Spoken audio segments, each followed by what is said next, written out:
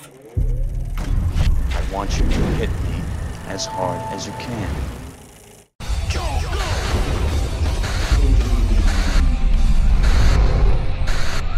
Go ninja, go ninja, go! Go ninja, go ninja, go! Just because the coronavirus has ground this year's summer movie season to a halt doesn't mean that awfully good movies can't keep entertaining all you housebound audiences out there, which is why we're proud to bring you the Awfully 90s Summer, a series of reviews running from May through August focusing on bad movies which came out during the far simpler and more radical time of the 1990s. Because as much great movies, music, and TV came out of that decade, the initial thrill of 90s nostalgia can fade away quickly if you don't have a good product on your hands. For example, seeing the cast of Mystery Science Theater 3000 riffing on a movie live in Nashville and getting to meet them in person, fucking awesome. But seeing Puddle of Mud covering a classic Nirvana song? Fucking awful. And what better way to illustrate the limits of 90s nostalgia than by revisiting one of the worst sequels ever made to one of the best action movies of the 90s, with Speed 2: Cruise Control. When famed cinematographer Jan de Bont made his directorial debut with Speed in 1994, about a hotshot SWAT officer facing off against a disgruntled madman who's armed a city bus to explode if it goes under a speed of 50 miles an hour, it not only proved successful with critics and audiences, but also certified its lead cast members Keanu Reeves and Sandra Bullock as bona fide movie stars, and merited many pop culture references in the decades to come. Pop quiz, hotshot. Pop quiz, hotshot. Pop quiz, hotshot. And although Speed was intended to be a one-time story with no sequel potential, that did not stop 20th Century Fox from announcing a sequel right after the film blew up the box office in its first week of release, with the sequel switching its focus from a hijacked bus on the LA freeway to a hijacked cruise ship out on the high seas. But despite a projected $12 million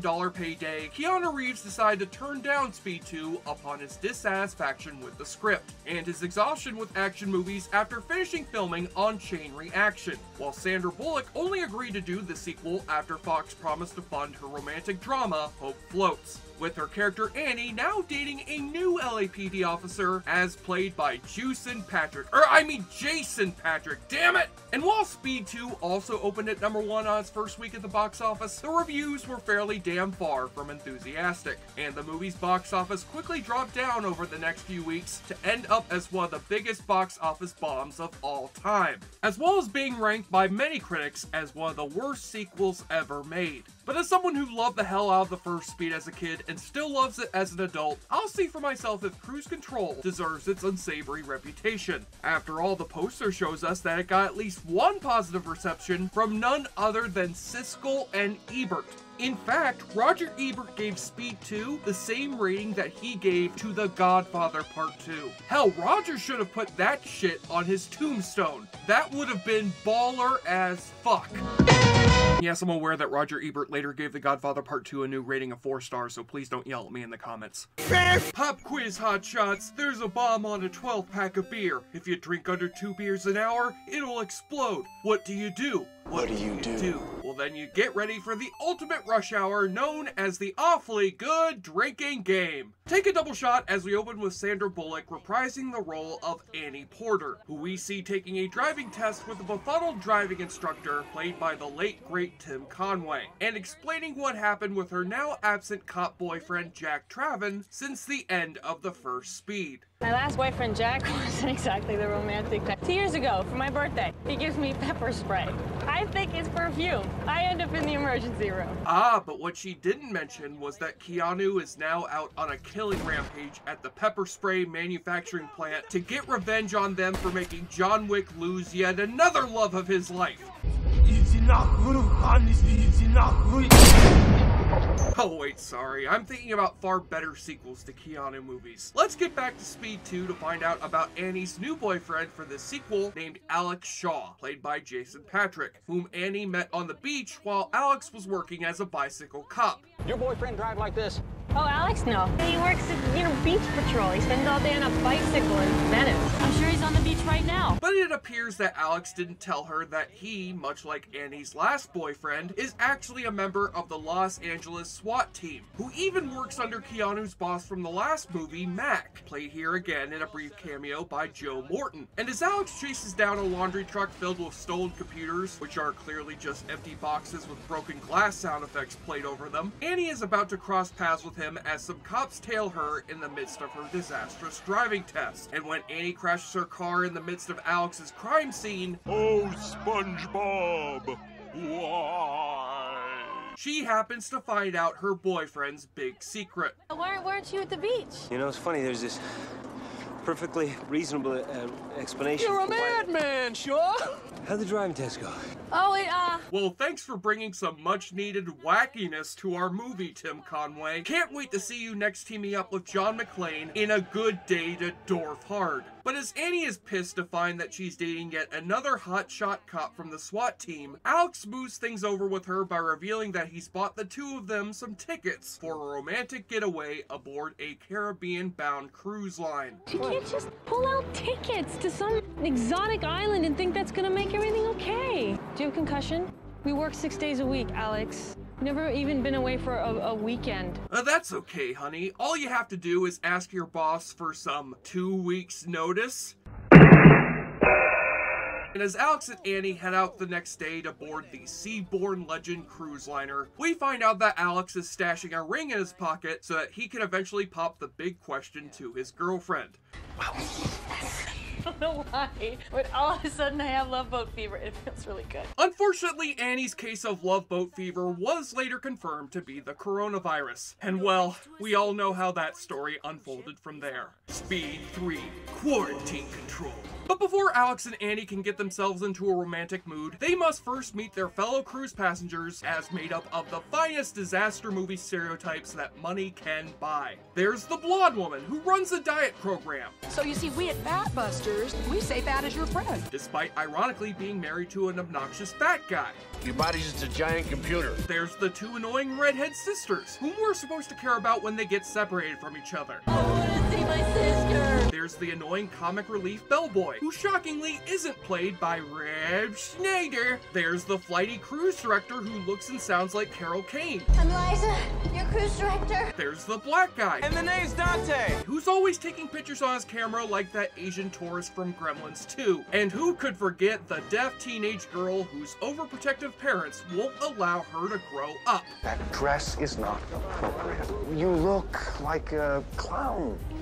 Sorry. And yes, this young actress is actually deaf in real life, and after hearing the terrible dialogue in this movie, I think you're gonna make it beautiful, Mother.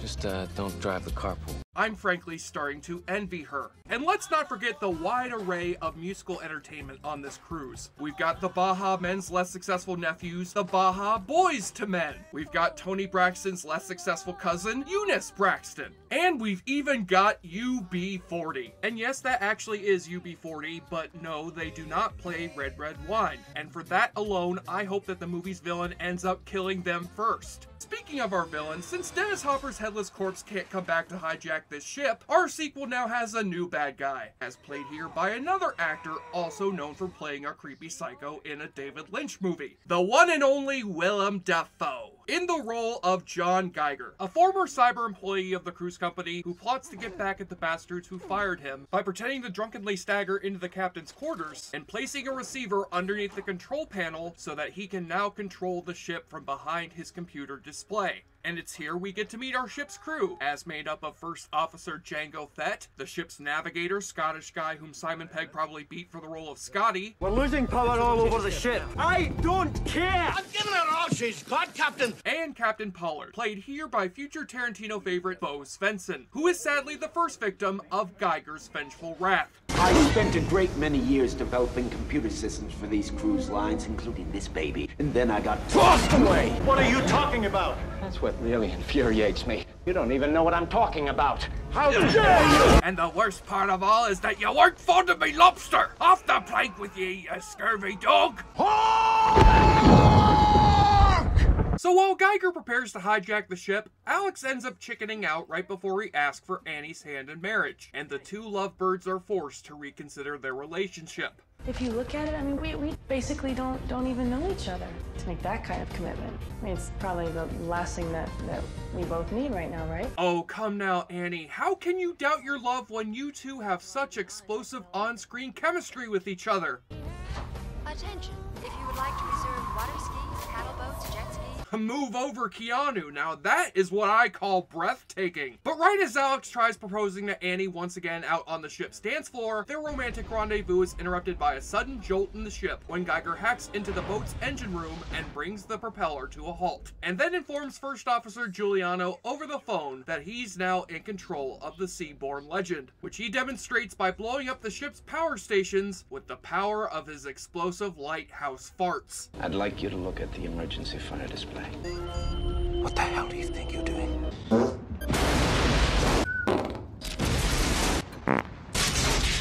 My God. Goddamn farts! Oops. So as Geiger orders Giuliano to evacuate the passengers off the ship in the next 15 minutes, Or I'll burn her down. Alex heads back onto the ship when he suspects something fishy about the smoke coming out of the air vents. This is definitely a sulfur-based smoke, which makes Alex, no come sense on. whatsoever. But the 15 minutes run out, and Geiger starts the ship back up before the last lifeboat of passengers is able to detach from the ship. So now it's up to Alex to save the endangered lifeboat. And you remember that last movie when that old lady tried jumping off the bus prematurely and Dennis Hopper blew her up? Well, this time the deaf girl's mother tries jumping off the lifeboat prematurely and tips the lifeboat over, which takes the lives of 2 innocent passengers. Oh, sweetheart, it's not your fault. Thankfully, one of those passengers was the lead singer of UB40, so it's not all that big of a loss. And after Annie helps Alex get the passengers back onto the deck of the cruise ship, Alex joins the rest of the ship's crew to figure out the hidden identity of the ship's terrorist, in the same manner that Batman and Robin used to solve the Riddler's riddles on the 60s Batman show. Fires don't exist. Smoke canisters, stun grenades. Probably put them in the air ducts. They're small, they roll like these golf balls. Golf balls, golf balls. My golf clubs, have you found them? Geiger. Holy harpoons, Jason Patric, you're right! Quick, to the Patrick Mobile! How appropriate though, because Willem Dafoe's character here somehow manages to feel more like a comic book villain than when he played the Green Goblin. For one thing, Geiger is angry at this cruise company because they fired him after finding out he became terminally ill from all his years working around electromagnetic fields. Computers generate electromagnetic fields, which over time can cause severe copper poisoning. I'm a smart guy, Alex, and even I know that. On another note, Geiger tries prolonging his life with the help of some leeches he brings onto the ship with him so that they can suck the copper out of his blood. They cleaned the copper out of my blood. Doctors gave me a couple of years to live. Those bloodsuckers might give me a few more. Now, while I'm not exactly sure if leeches are a viable replacement for chemotherapy, I am pretty sure it's at least a better medical treatment than injecting yourself with fucking Lysol. And for those of you who always thought Willem Dafoe should have played the Joker, this movie allows Dafoe plenty of opportunities to show off that signature demented grin of his, which has helped launch 1,000 memes. Water's gonna be beautiful tonight, ladies. We're on our way. How do you like your vacation so far? But while Dafoe gets to have as much fun playing the bad guy as Dennis Hopper did, the two heroes of our film leave a whole lot to be desired. Even though Sandra Bullock manages to get top billing this time around, her character was far more dimensional and sympathetic in the first Speed, while the second Speed whittles her character down to a series of annoyed grunting noises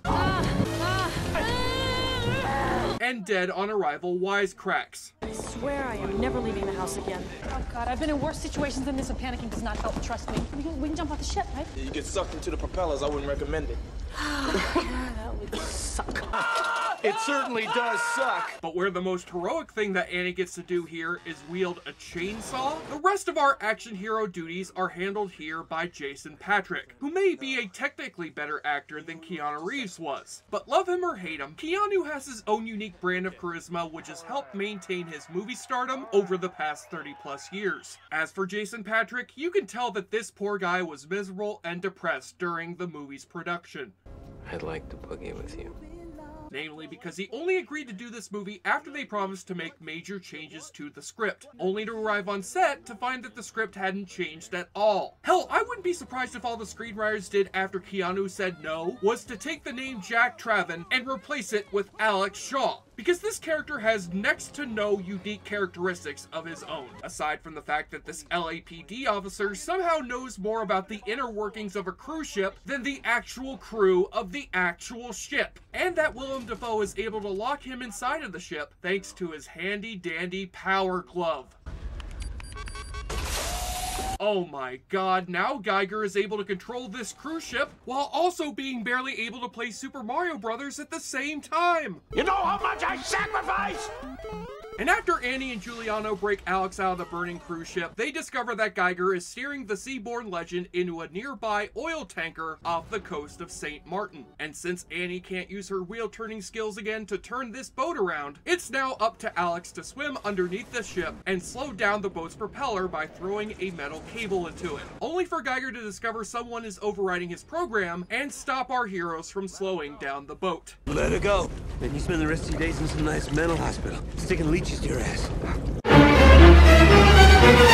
Now that there is a Willem Dafoe face for the ages, my friends. And since Disney owns Fox now, they should use that face to censor nudity on Disney+.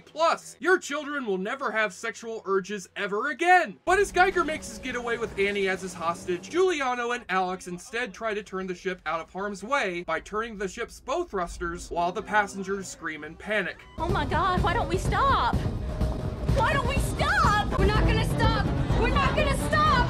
It's a cookbook! It's a cookbook! Penguins can't fly!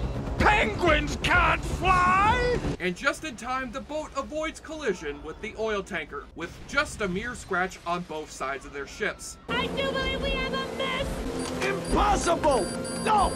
Oh, sorry we dinged your boat there. We'll have to get together later to exchange insurance information! However, that boat collision was merely an appetizer for the epic climax of our film, as the cruise ship is instead going to crash right into the island of St. Martin. Oh, shit! Oh, shit. Oh, shit. Mom! What, the deaf girl doesn't know sign language for oh shit? Now it's this one crash scene alone which cost the movie nearly a quarter of its $100 million budget, with director Jan de Bont having an entire 35-building set built instead of using CGI to make it more realistic for the audience and actors. And as insanely impressive as this scene may be, it is sadly nullified by the stupid plot which surrounds it. The first speed was suspenseful because there was little time for any bystanders to get out of the way of this fast-moving bus. But this time, the people in this town have plenty of time to notice the 50,000-ton steel behemoth slowly heading their way, and yet act like befuddled morons when the boat crashes into their buildings and boats. Well, at least we can hope that this boat ends up mowing down some moronic spring breakers. Hey bro, who cares about that killer cruise ship? If I get run over, I get run over. And while Jan de Bont has admitted he wanted to make this sequel more of a comedy, his poor attempts at humor end up rubbing uneasily up against all the destruction and death caused by this boat crash. My car! Funny, the fat buddy from Billy Madison got his car crushed by a boat anchor. And also, there's been millions of dollars in damage to the lives and livelihoods of this small town, but hey, look at the cute dog! Also, this is probably one of the few times that the alleged star of an action movie has been completely absent during the film's closing action set piece, as Alex now heads off the boat to rescue Annie from the slimy claws of Willem Dafoe. Boy, if only somebody had a boat that he could use to reach her. Say what? By Jove, it's none other than Maurice, the poor guy played by Glenn Plummer, whose new car was commandeered by Keanu Reeves in the first movie so he could reach that hijacked bus, who's moved to St. Martin alongside his girlfriend Okoye from Black Panther to have his new boat commandeered by yet another LAPD officer. You know how many hours of therapy I've had because of you guys? I want a promissory note right now! For the love of ass, it would have made more sense to have a cameo from the Force ghost of Jeff Daniels. So with Maurice's help, Alex rescues Annie just before she's about to take off in a seaplane piloted by Geiger. And while our heroes detach from the plane on one of its floats, Geiger ends up crashing the plane into the foremast of the oil tanker, and Willem Dafoe exits the film in appropriately ridiculous fashion. You may have won this time, but I'll be back to defeat you, Spider-Man! Or I mean, Aquaman? Or I mean, Ephraim Winslow? And even though both Alex and Annie repeat that line from the first movie about relationships based on extreme circumstances, relationships based on extreme circumstances never work out. Relationships based on extreme circumstances, they rarely work out. They decide to celebrate their survival by finally agreeing to marry each other. Can I make all the travel plans from now on? Deal. And thus marks the end of our story, aside from an end credit stinger which shows Annie once again taking the driving test with Tim Conway, because at least this is a less embarrassing cameo from a Carol Burnett Show cast member than Harvey Korman in the Star Wars Holiday Special. Sorry, Mr. Hedge, but that bus was going way too fast. You know, the only way that joke would have paid off is if we had found out that Keanu was driving that bus, as Duke Kaboom. Kaboom. Funnily enough, Cruise Control was originally supposed to come out just 1 month before the release of James Cameron's Titanic. And while Titanic was delayed to December to end up as the biggest movie of the decade, Speed 2 ended up being the worst thing to happen to the genre of boat disaster movies until the Poseidon Adventure remake. Sure, the movie is not without its unintentionally funny pleasures, especially with Willem Dafoe camping up a storm as our bad guy. But when compared to its genuinely entertaining and thrilling predecessor, Speed 2 is merely a laughable mess that isn't far from Sandra Bullock's assessment of it as being the biggest piece of crap ever made. However, since this movie script was originally written as the third Die Hard movie, then maybe there's some money to be made from merging these two defunct franchises into one. Come on, Fox, time to do your Disney daddies proud. Hashtag make that Mickey money. And on the nudity watch, this movie does have some bikini-clad Sandra Bullock to offset the sight of a shirtless Willem Dafoe. But it also has some weird sexualization of the teenage deaf girl character, who inexplicably asks Alex if he'd like to get with her after he saves her life. You want me to know that you love me and that you're gonna be 15 next month? But no, I'm probably thinking way too hard about this. It's not like the movie shows any clips from Stanley Kubrick's Lolita to underline these sexual teenage overtones, right? I do all the housework. Who does the tidying up? Alright, Jan de Bont, drop those wine coolers and have a seat right over there. And tell us what you were thinking with that shitty Haunting remake. On the enjoyableness continuum scale from Bull to Bruce, Speed 2 Cruise Control might have been seen as a better movie had they instead subtitled it The Boat That Couldn't Slow Down, and jumps a bus over an uncompleted freeway to land on a 6 out of 10. I'm thankful that this movie's failure stopped Jan de Bont before he went ahead with Twister 2, The Wrath of Carrie Elways. I'm Jesse Shade for JoBlo.com, and before I get cracking on my next Awfully 90s summer review, I'm gonna finish editing my final cut of Speed 3, which granted is just a re-edited version of The Lake House with more explosions, but still a far better sequel than Speed 2.